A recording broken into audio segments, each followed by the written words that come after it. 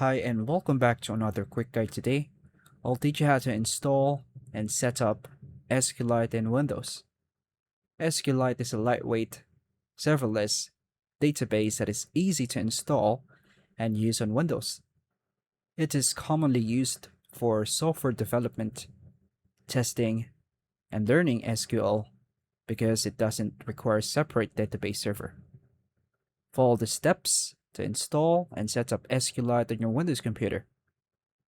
To begin, turn on your Windows PC and make sure to connect it to the internet. Open a web browser and visit the official SQLite download page. Then click on Download page. Download the SQLite tools for Windows zip package. Wait for the download to complete. Click on the pop-up menu in the top right corner. Extract the zip file to a folder, such as the Downloads folder. Confirm the extract, then go back to the Downloads folder. Go to the extracted folder, then rename it to SQLite. Right-click on it, and press the cut. Go to the C drive, then click Paste. Now click the file to open it. Right-click this option, then copy the path by clicking the copy address. Search for the environment variables and click Enter.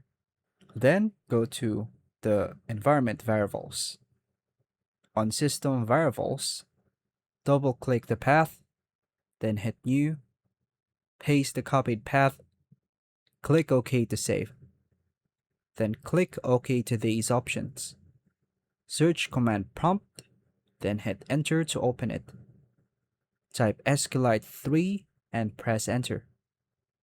To create database, click on Minimize. Right-click on empty space and choose New folder. Name this database, then click on it to open it. Right-click the empty space, choose Open in Terminal. Now add this SQLite 3, then type your chosen name and click Enter. Now type database here. Press Enter. And now we are already set the SQLite. And that's all for now, folks. Thank you for watching.